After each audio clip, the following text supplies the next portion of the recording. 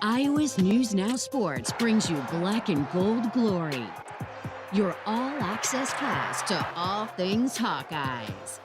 This is Eye on the Hawks. Everybody's looking forward to being, back on Duke Slater Field and having a chance to perform. So, it never really gets old, and it really is invigorating to get into a game week and start facing the weekly challenges. Samesies, Kirk. Samesies. Welcome to Eye on the Hawks. It is game week to start 2023. Mitch Fick here with Owen Sebring and Mike Howell. Thank you again to everybody who has been subscribing and downloading and watching and liking on Twitter. This has been really cool to see over the last few weeks, setting the table for us getting into the 2023 campaign. So thank you to everybody. If you aren't following or you haven't clicked subscribe on stuff, there's a list of what you can do. We're over 100 followers on Twitter, which is wild. Thank you to everybody who's doing that. And of course, the Iowa's News Now Facebook page, or the Instagram and YouTube page. Follow those. That's where we'll be dropping clips from the podcast, video form, or again on YouTube, the full video version. If you're listening to this, again, check out the YouTube channel as well, because we'll have highlights with everything, full video clips of those interviews that you're hearing the sound bites from, just a more immersive experience there. I think we're over or around 6,000 views between the 4 episodes we've dropped so far. So again, thank you to everybody who's been helping out with all that. And remember that we will live stream on Sunday at noon, recapping the Utah State game. So log in on that Sunday at noon. You can get in the chat. We'll answer as many questions, comments, hopefully not have to block anybody through all that, depending on how the game goes. So thank you again to all the engagement so far. Again, we're just kind of building the foundation on what we're hoping to do as we get ready for the start of the Hawkeye football season and Utah State. But of course, the big question, Owen, how's Cade? Is he good? How's the leg? What's going on? We were texting earlier today. No, that's not the kind of access I have. Wish I did. Doesn't happen. I am still so split on what I think is going to happen. We chatted with David Eichelt earlier today, and he seems to think that Cade is going to play some snaps. He seems like he's going to get the start, and he'll play, maybe just the first half, assuming it's a blowout over Utah State. I'm of this maybe similar mindset where I do think that it's hard for a guy like Kirk Ferentz to push aside the pageantry and the excitement that Iowa has for having Cade McNamara here. So it's like, even if it's just the opening drive, kind of a preseason NFL football game type of thing where you throw Aaron Rodgers out there for 6 plays, do the same for Cade. Just let him sling it a couple times. We'll see. So Tuesday, a player availability. Cade was the last guy to come out. Kind of made everybody wait a little bit. Came out, and then it was just a swarm, pun not intended, towards him to get all the answers. And, the answers, let him speak for himself. Didn't get a whole lot of them. I guess everyone's kind of wondering health update and how you're doing. Yeah, honestly, I'm just progressing every single day. I'm feeling a lot better, and really, I'm just really excited to get out there with my teammates, and we've prepared really well this week so far. Do you expect to play on Saturday? I'm honestly just really getting better every single day. That decision is just really going to come down to the coaches and the medical staff. Have you been cleared to practice? Yeah, I've been practicing. I haven't participated in 100% of practice, but I've been practicing. Is the goal to be full go by Friday? My intention and my goal is to play as many games as I possibly can. And, of course, I want to be out there with my teammates. And like I said, it's just kind of down to what the coaches feel and how the medical staff feels. Hashtag Cade is progressing. I don't know. I think, to your point, talking about him, I can't imagine the roar of the crowd for that first drive as he comes out. Mm-hmm.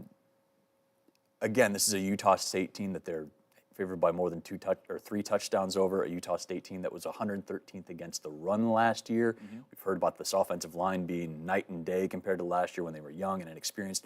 A lot more experience in there. A couple transfers helped that as well. Iowa might not need to throw more than 18, 20 times to beat Utah State. So do I think he comes out and maybe splits and it's him first half, Deacon Hill second half? We heard a lot of good stuff about Deacon Hill yesterday as well. I don't know. I think, does Kirk fully plug into what fans want and all that in the pageantry, so to speak? It would be tough for him to not trot out the corner piece or the cornerstone of this recruiting class, you want to call it, the roster, a captain voted by his teammates in Cade McNamara. I wouldn't be shocked if it was Deacon the whole time, though, just to be like, hey, let's give him one more week, get him ready for Iowa State, and then he can make his home debut against Western. Interesting thing about Deacon is if it does turn into a blowout, then it's like, who do we then see next? I mean, if it's 35-0, then do they put in Joe Labus for a little bit? Marco. I mean, He's who running with knows? the twos as a true freshman. Yeah. Let me ask you this though.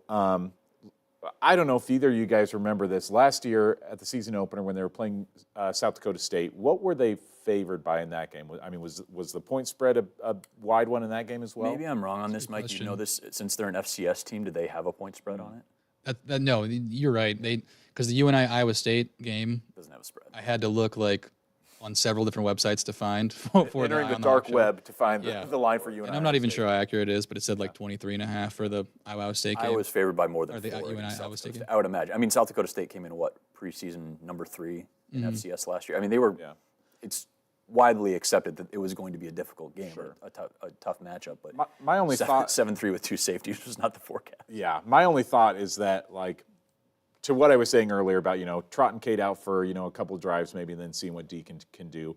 What happens then if it does turn into a close game for some reason? What if it is 7-3 at halftime? And then, I mean, that's when it really would be a tough call for Kirk, when it's not just let's just throw out Deacon and, let him play for a while. I don't think it would be just throwing out. I think they've got a lot. Deacon Hill is one of 2 guys right now that you are the front runners for QB1 next year. Sure. Yeah. And he's got a ton of time with the ones because Cade had surgery or was recovering from surgery in the spring.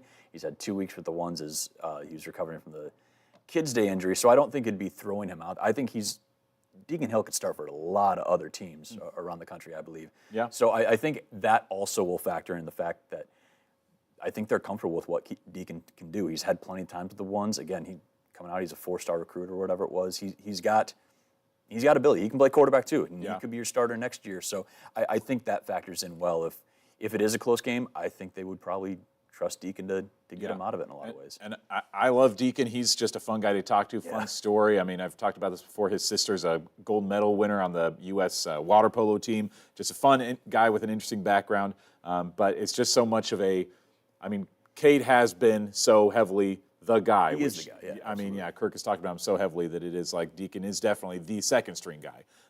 And so even though I think he would do great out there, it's interesting to see how much they would want to just give him that start if they have 80% confidence in Cade. We'll know a heck of a lot more at 9 o'clock on Saturday because those pregame availability rosters have to come out as well. More on that in a little bit. But I did mention Cade is one of 4 captains voted on by his teammates. You've got Cade McNamara, Luke Lachey, Joe Evans, and Jay Higgins. Mike, we don't have receipts, but I called that back in May that Jay Higgins was going to be a captain. Wow.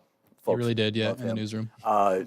Legitimately, Cade answered questions about that yesterday as well on Tuesday, and really seemed touched by that gesture from his teammates. Take a listen.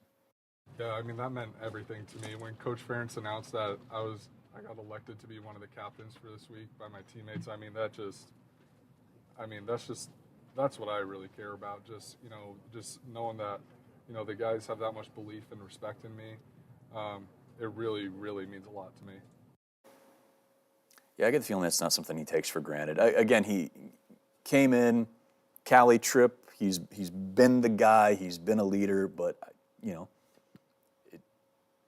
it sounds like it wasn't something he was expecting, and that just strikes me as how Cade McNamara is wired. Is that he's constantly got a chip on his shoulder. I don't have a great knowledge of history of who's been captains for what games, that kind of thing, but I was just so blown away by the fact that he's only been in Iowa City for 8 months, something like that. Just that they would, give that captain label to a guy who, just came in. That speaks so much of how much he really must mean to this team and his leadership ability. Sure, and of course, Kirk Ferentz, once he got to the podium on Tuesday, plenty of questions for him about Cade, status, yada, yada, yada.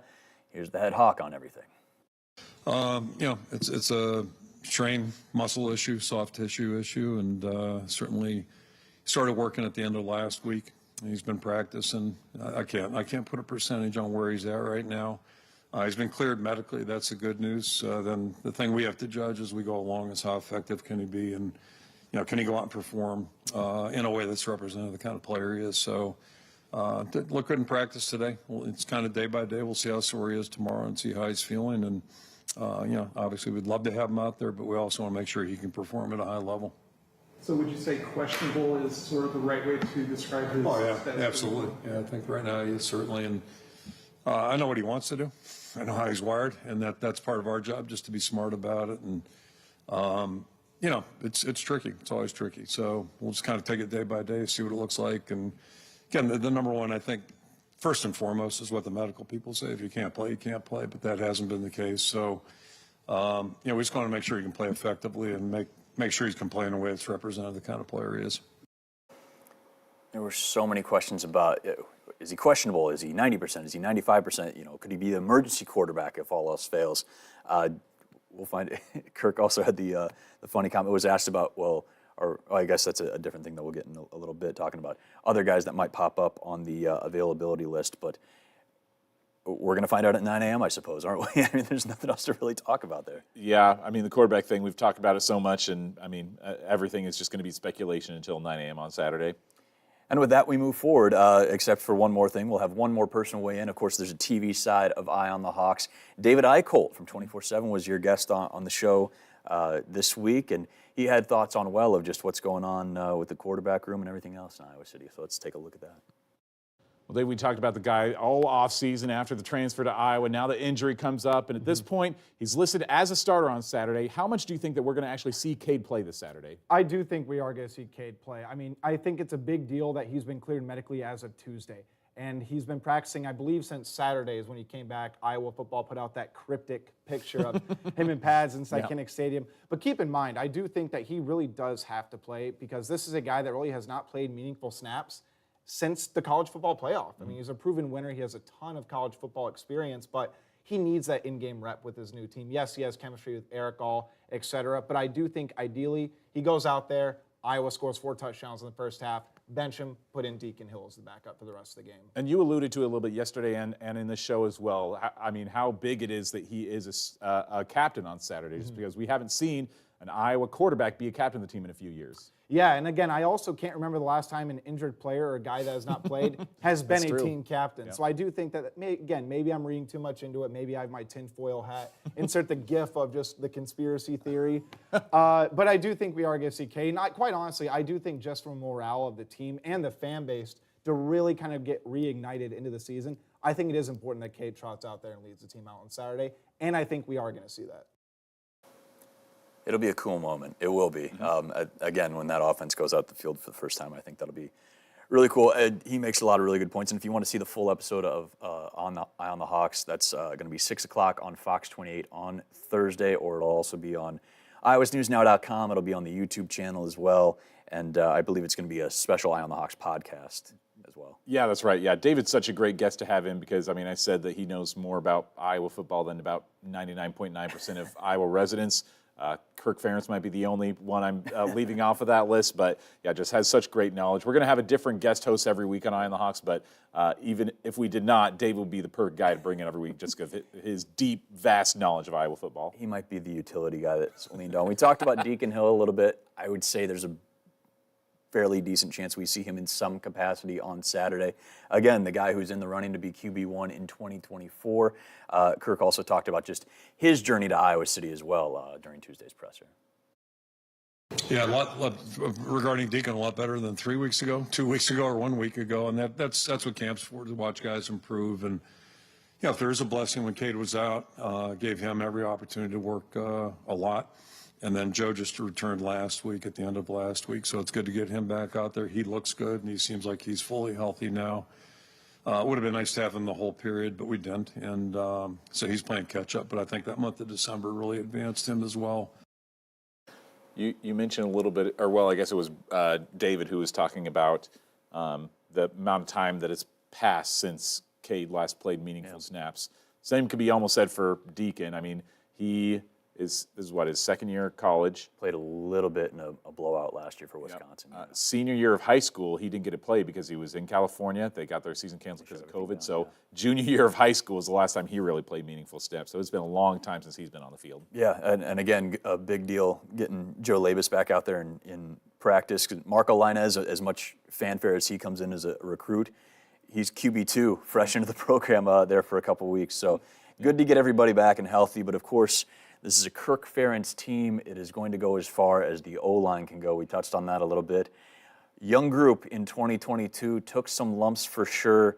The consensus across the board seems to be that not that there's just more experience coming into 2023 with Rusty Feth and Dejon Parker coming in, more guys with experience after last year's season, but also just maybe a different mindset for these guys going into 2023. Mason Richmond, Logan Jones, and Kirk weighing in on that as well. I think that started way back in January. It started right after that bowl game. And the way we came back this offseason, just worked each and every day and competed against each other.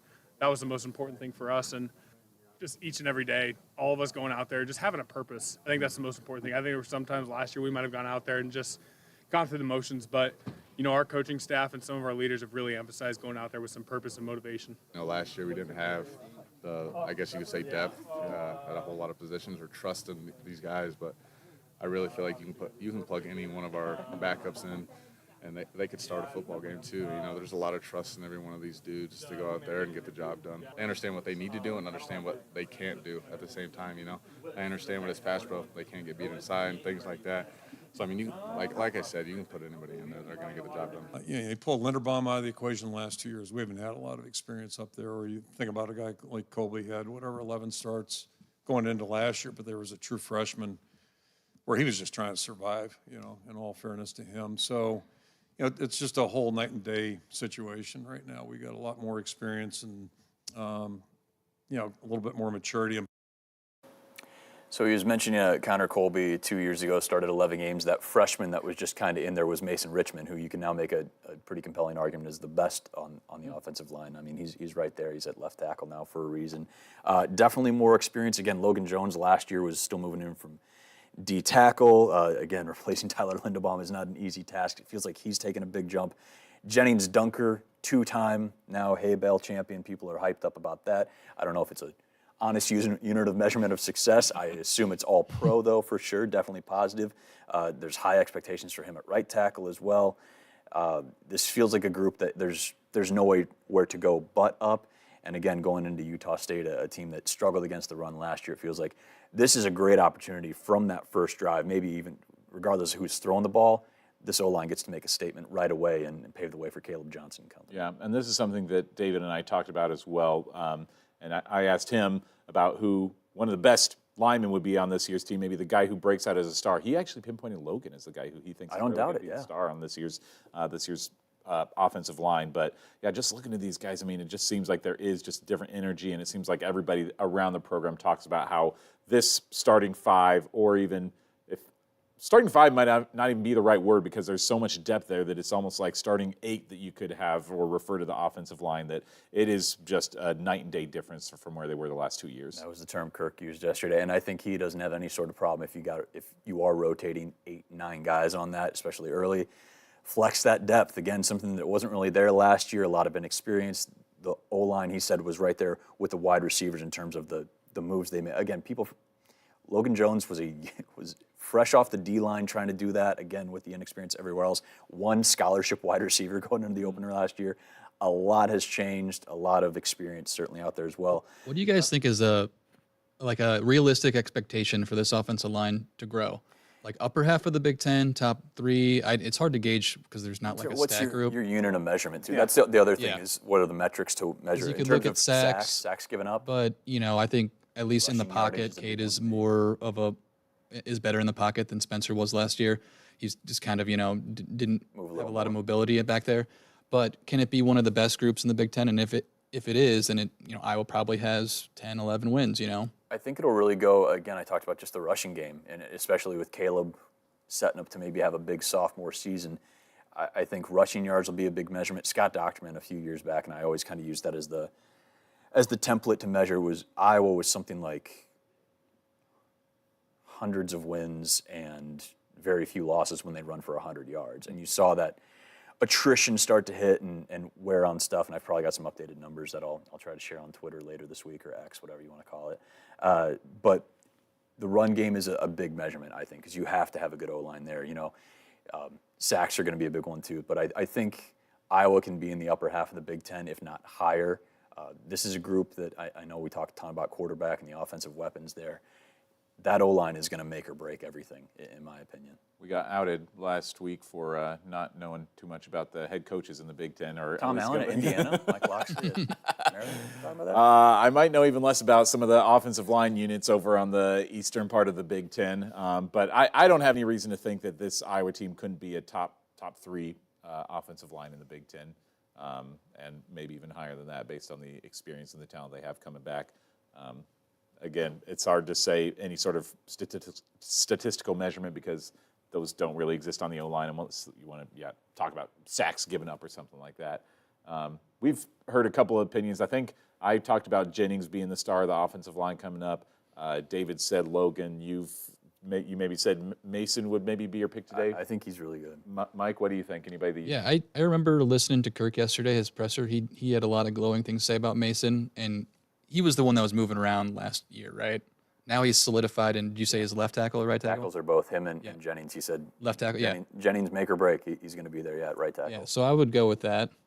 But I do think, too, when you say we go 8 or 9 deep in the O-line, when you see Parker and Feth back there that's going to play, like they could slot in there, too. They got a lot of football. And I think one of your sound bites, they were like, they said, a lot of backups they could slot in and start again. Ellsbury's in there as well. And again, Connor Colby out of Kennedy has played a lot of football too. He's moved around a little bit. Sounds like he'll be your right guard, but they got experience. And it's one thing we do know for sure, they'll be better. I think we can say that with a lot of confidence. Yeah. They will be better than 2022. And of course, the magic number continues to be 25 in Iowa City. That is the average points per game now in that addendum in Brian Ferentz contract. You know it was talked about to Kirk as we go into 2023.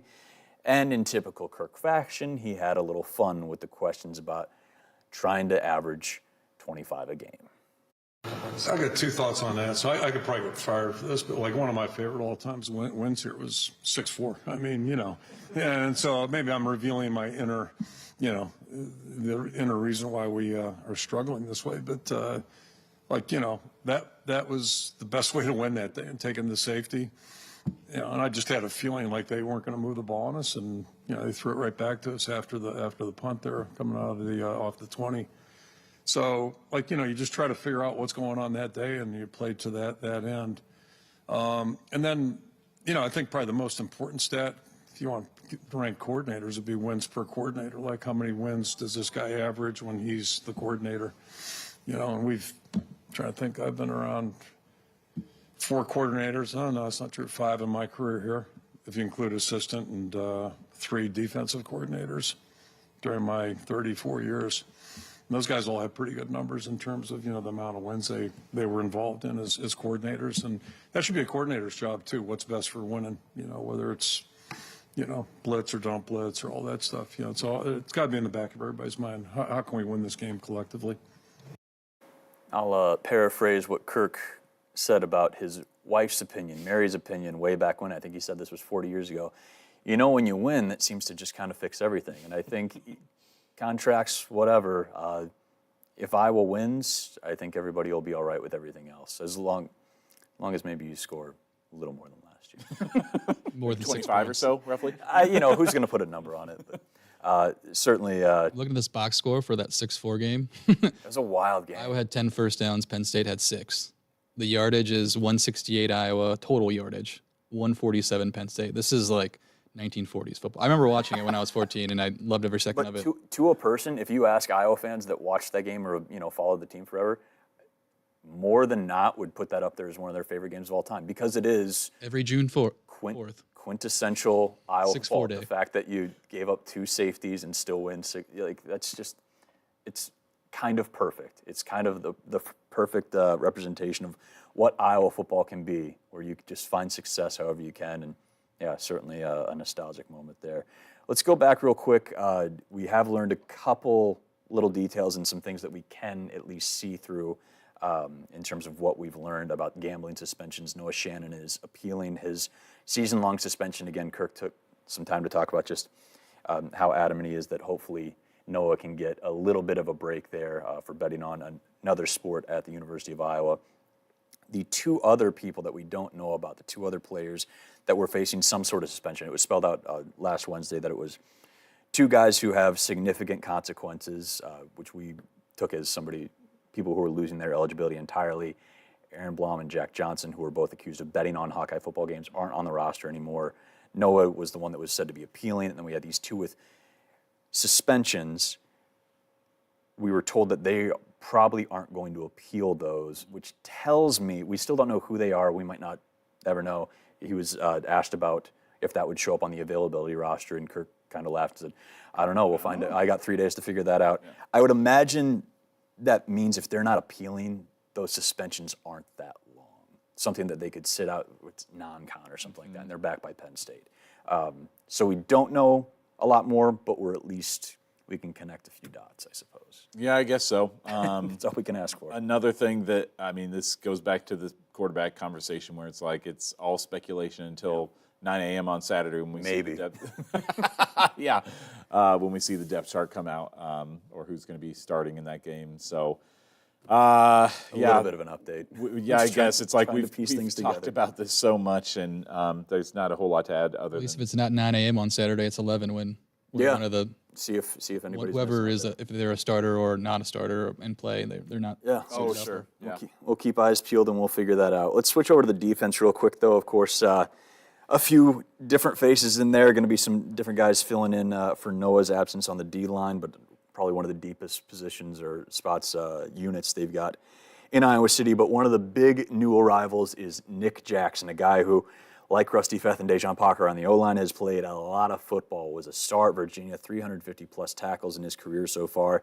Kind of a strange situation having to be a guy with all that experience and now be the new kid in town, so to speak. I talked to him a little bit on Tuesday about that journey from Virginia to Iowa and says he's got a little more experience adjusting to things more than you might think. Take a listen. I was fortunate enough at Virginia to have some good coaches and staff change actually there too as well. So I did have to learn a new system a few times because we did change our system my junior year too. So I've been fortunate enough to be in a few different defenses. So I'm used to guarding against like change and stuff like that within our defensive scheme. So this one's been an adjustment. I didn't have a spring ball to learn it either. So I think that it was drinking out a fire hose for a little bit, but I think every single day it's growing. I try not to play the game before the game, and so I always am big on that, trying not to play the game before the game, because I know when you do that, then you can get your mind all spiraled out and stuff like that. But I think that it means a lot. I think that it's been a while since I've been fortunate enough to play a football game. So I definitely know that it's going to mean a lot for me to get out there on Saturday because it's been a long journey getting back to that. This could be a time for hot take Sebring over here. Up in the media room where we do those pressers with Kirk Ferentz, over on the side of the wall, we have the pictures of all the consensus All-Americans that Iowa's ever had in their program history. Something about Nick Jackson, I feel like he could be a future addition to that wall. I don't think he's either of our pick for defensive MVP. I think, did you have Cooper? I had Cooper, yeah. You had Cooper. I had Joe Evans. Mike, you had? Deontay Craig. You had Deontay Craig. I think those are all three good picks. Even if Nick Jackson isn't the defensive MVP, I think he leads the team in tackle. It's going to be him or Jay. I'm so excited to watch him play. He seems like such a smart kid. So fun. I love his mindset of not playing the game before the game, just being in the moment. The drinking out of the fire hose analogy is fantastic. Yep. We haven't talked about this in the pod. Mike, your immediate takeaway from Caleb Brown's first availability was that Hawkeye strength shirt with the throwback Herky and the dumbbell.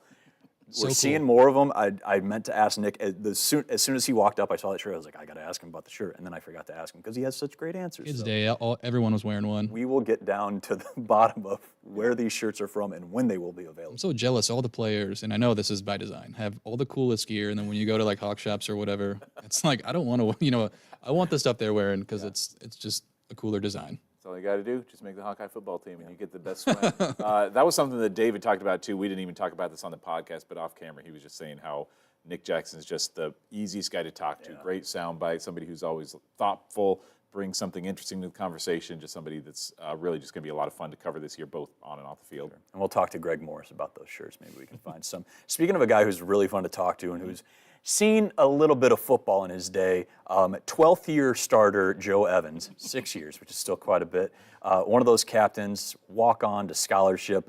Again, my pick for defensive MVP, just because the dude has seen everything, done everything, and continues to lead. Obviously, he's, again, part of a unit that has a lot of depth, but is going to be missing Noah Shannon. So Joe talked about, I believe you spoke to him on just kind of about his journey and whatnot, right? Yeah, this was, I kind of went over actually because they just released the names of the captains, and so I wanted to go get a soundbite on that. And John Steppe was asking him a lot of questions about just coming on scholarship, and when he learned he was on scholarship. This would have happened back in 2020, but I think we've got some sound from Joe just hearing about when Kirk first told him it, and that conversation they first had with his parents when he told them the news as well. Yeah. It was at practice, and we were doing special teams. It was kickoff, and I'm standing over there just like watching kickoff, because I think I was number 3 at the time. So I'm standing there, the ones were going up, and then all of a sudden, like, I catch like Coach Ferentz like out of the corner of my eye, and I'm like, he is like looking at me and walking straight towards me. So I'm like thinking, did I do something wrong? I'm like, what is going on here? So I'm like going through every scenario. I'm like, I have literally done nothing. I'm like, there's nothing I need to call out for right now. So he's walking towards me. He's like, hey Joe, like, how's it going? I'm like, it's going good, Coach. Like, how are you doing? He goes, good. Like, how are your parents doing? I'm like, they're doing good, Coach. And he's like, yeah, I just wanted to let you know, like, we put you on a full ride scholarship today. And I think I gave him like a big hug, and I'm like just so appreciative of him and this university, this football team. And I'm like, hey Mom, like, do you think you could come in here for a sack? And she's like, oh, yeah, of course. Like, what's up? I'm like, just sit down and we can have a talk. And she's like, okay, like, what's going on? And I'm like, I just want to let you guys know that I got put on scholarship. And then I've never seen my mom so excited, and just she started crying, and then my mom starts crying, I start crying, and my dad starts crying. But it was definitely a moment I'll never forget. And again, just forever grateful for those two. And I always say this, they're the best parents in the world. They mean everything to me. John Steppe even followed that question up with, are you a crier, Joe? And he goes, no. He's like, I think that's the last time that I cried, back in December of 2020 or whatever that was. So, yeah, just speaks to how much that is. Men, it's okay to cry. There's nothing wrong with that. Cried a lot in 2020. I'd like to forget about it. COVID. Man, it's also, isn't that perfect, Kirk, in this era of when there are just kind of these elaborate scholarship reveals and all that he just kind of walks, hey, you're on scholarship. I can see that perfectly. I was actually reminded, it popped up in my we're recording this on Wednesday, popped up in my memory 7 years ago today. I was covering Western Michigan, and it was one of my last things I did before moving, and PJ Fleck surprised a tight end, a reserve tight end, I believe, from Battle Creek, with a scholarship by forcing him to field punts, and if he caught a punt, they wouldn't have to do conditioning after practice. And there was a little note on the ball, and he opens it up in his scholarship, and everybody was crazy. Like, there's always those moments there, but that fits Kirk perfectly. Hey, Joe, you're on scholarship. And again, just talk about a dude who walked on at Iowa, a legacy player. I was talking to him about this at Media Day. Again, one of the 4 starters who's played quarterback in high school and was a really good quarterback at Ames. He said he had opportunities to go to smaller schools and play quarterback and maybe change that path. Instead, he comes and plays D-end at Iowa, and again has been a stalwart on that front line. It's really an amazing story, especially considering he's one of the Week 1 captains as well. Yeah. That's just such a great story from walk-on in 2018. 2018, man, feels like a long time ago, but a long time, folks. Joe Evans was still on the Hawkeye roster back then, but going from a walk-on back then who didn't see any field time to now starter, captain Week 1. I mean, just an amazing story, and really gives inspiration and hope, I have to imagine, to these other guys who are joining the team as walk-ons in the future. I was looking up some of these guys who are committed to Iowa as walk-ons, like Grundy center, Trent Cake-Rice, a defensive tackle, Cole Marsh, who's a tight end at Waverly Shellrock, who could be one of those next tight end dudes, Graham Eben from Central Line, George Little Rock, just name a few of them, but guys who come, maybe they're not on scholarship right away, but that is certainly no reason to lose hope, because you can be a starter on Scully, be a captain, and I mean, people are talking about Joe playing on Sundays too, and that could happen for these guys too. It's really cool to see. I'm always still reminded of Matt Vandenberg coming out of South Dakota, who was a gray shirt his first year. So he came in and had to make his own way for a little bit. And, of course, there's a long history of walk-ons Yeah, starting. Didn't you say Quinn was a walk-on? He was a walk-on as well, Quinn Schulte. Yeah, in the mid-2000s. He was mic'd up when Xavier was mic'd up at practice. They don't want to throw that on me. I'm a walk-on. And now those two guys get to start at safety, and I know Xavier's learned a lot from Quinn. Of course, all these guys are going to be going up against Utah State. We should talk a little bit about the Aggies. Know your enemy better than your friends, as the old saying goes. I'm paraphrasing. But, again, a team that struggled against the run last year, 6-7, I believe, in 2022. Up-tempo offense feels like at least a good opportunity, even if it's not a team in the caliber that you're going to see in the Big Ten. It's a pace and a style that at least poses a good opportunity for the defense, so definitely to at least figure some stuff out with. Just my Utah State knowledge. Oh, man. I'm not asking you to name players or stuff. Just, And I won't. Cooper Legas is the Legal. Legal. It's pronounced Legal. differently. Yeah.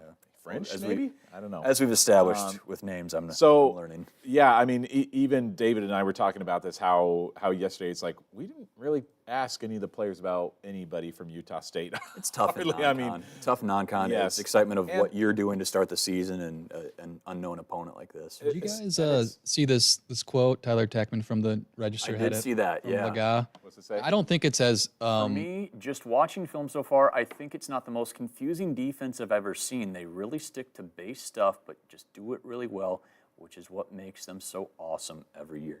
Which is a lot of Hawkeye fans are taking this as bulletin board, but it's a backhanded compliment, so to speak. I think he misspoke. It sounds like he's like they're just really good. They just but do. That base is the stuff. narrative: is that hey, like they're not doing anything difficult, but they do the little things really, really well. That's the narrative that's been out there for a long time. You hear it in color commentators and everything. Chad Leistico shared a quote, I believe it was from Xavier, saying the biggest transition for him getting onto the field was learning the complexity of Phil's offense. So that was juxtaposed with that. I think Cooper meant that in a very complimentary way, but yeah, the fact that they're not doing anything difficult. Like I'm sure that's the tone that people are reading it in. It almost sounds like something like I could hear Kirk Ferentz saying. I mean, it's like, yeah, I could see it as a compliment, but again, a diehard Hawkeye fan might be like, oh, what? We're not. I don't know. And again, we're at the point where, what does he mean by progressing, Cade? What do you mean? Like, we're dissecting every little thing right now. Everything can be bulletin board material. And I mean, I know that players and coaches love to take it that way too, where it's like, even if deep down maybe they know that they didn't mean it as an insult, they love having something to think about, like, oh, we're going to confuse you. But overall, I mean, you talk about this Utah State team being unknown, and that's maybe the main theme of that team. It's like they have 59 new players on the team this year. Had a lot of transfers out. Incredible amount of turnover between transfers and freshmen, and I think I saw 59 new players is like sixth most in the country of all FBS teams. And so just that's what's hard to break this team down is we just don't know almost anything about any of their talent positions or anything. I mean, even Legas was like, back and forth. We don't even know if he's going to be the starter on Saturday. So just so much unknown about this team, and sometimes that works to a team's benefit, sometimes to their detriment. So just not much to say about them other than third-year head coach. Got a few guys returning, I think 4 on offense, 5 on defense, or vice versa, something like that, but just not much known about them. And with that, we move to our picks. Who you got? So we're going to go down, I believe the Big Ten West is what we're going to go down. Mike and Owen will throw in picks as well. Let's start with Iowa and Utah State.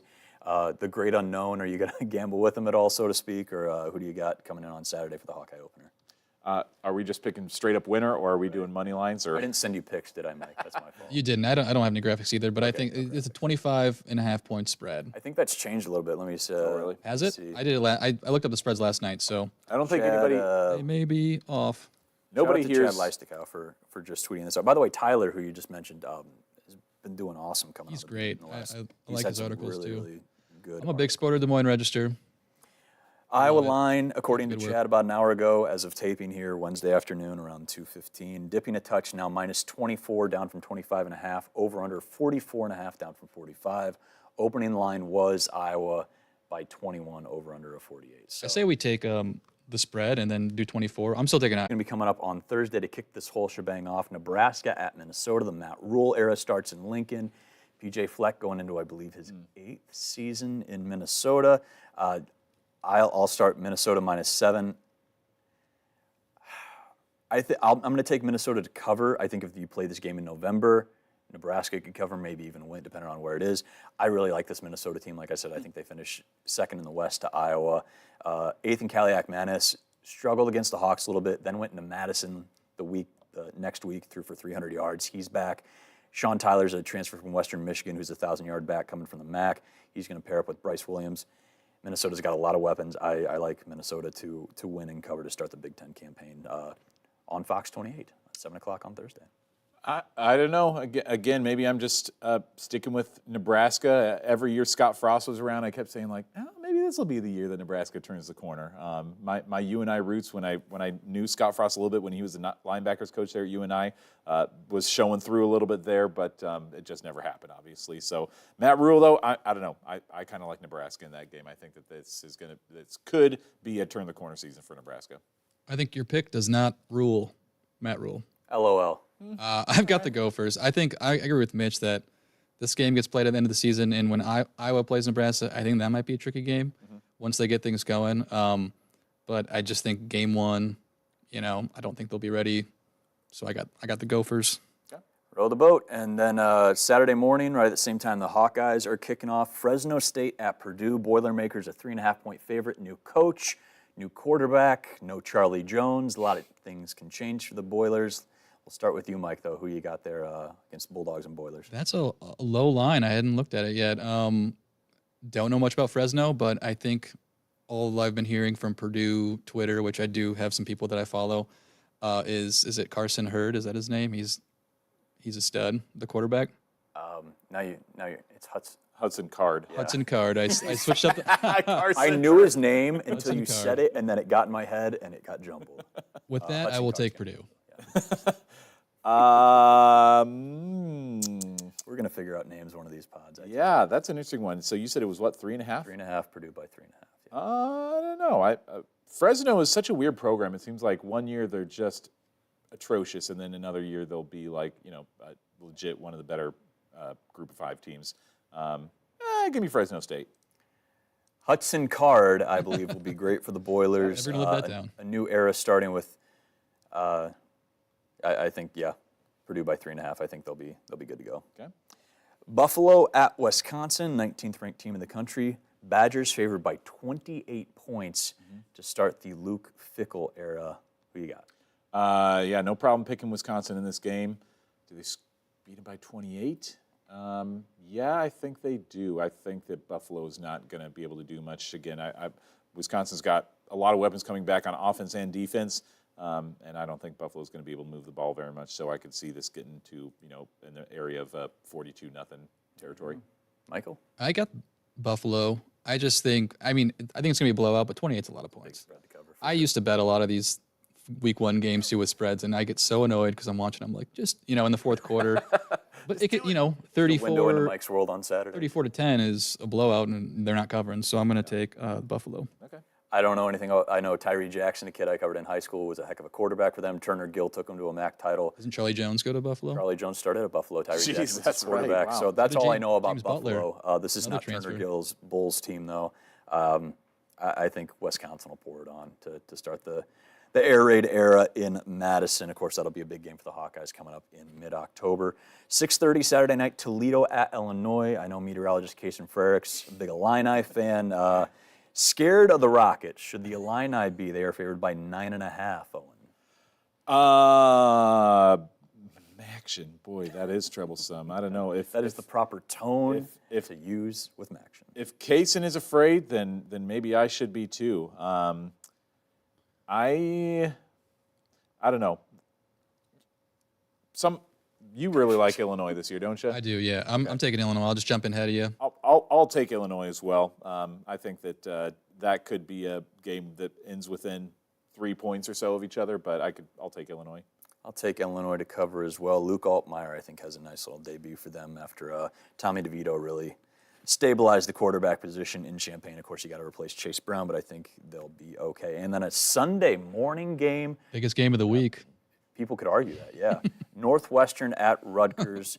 Rutgers favored by 6.5 in Piscataway. Of course, Northwestern's been through a ton in the offseason. They've got Ben Bryant, the Cincinnati transfer quarterback, David Braun, former UNI assistant, taking over as interim head coach for right now. The old adage, Northwestern hasn't won a game on U.S. soil in quite a while. Does that streak snap in New Jersey? I think, so you said Rutgers is what, 6.5 point favorite? Are they ever going to be a 6.5 point favorite again this season? Under's 39.5. I could see this being a Northwestern comes out with a bunch of passion in week 1, and then that ends up being their only win of the year, similar to last season when they beat Nebraska to start the year. I think Northwestern wins, and that's their only win of the season. Straight up. I got Rutgers. I don't think Northwestern is that good with all the turmoil and stuff, and I do don't like the direction Rutgers is going, but I think Greg Schiano is, laying some foundations. Guy who knows how to win he does. Piscataway for sure. He does. I'll take Northwestern to cover. Ben Bryant's a really good quarterback coming from the Bearcats. And I think Northwestern is better than last year. I think they have to be better than last year. Obviously, a lot of turmoil, but even with all the offseason, maybe say they're better. Hey, maybe circle the wagons. We'll see what happens. That's what they say.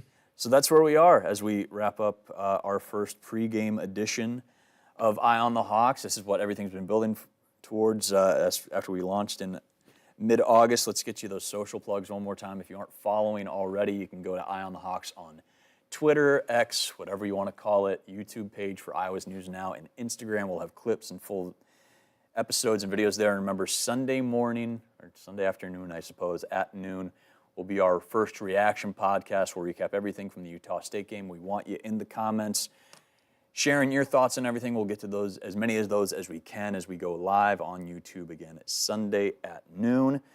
For now, though, we'll just see you at Kinnick. Kickoff 11 a.m. on FS1 as the Hawkeyes begin 2023. We'll catch up with you Sunday. Until then, for Mike and Owen, I'm Mitch. Go Hawks, I suppose, huh?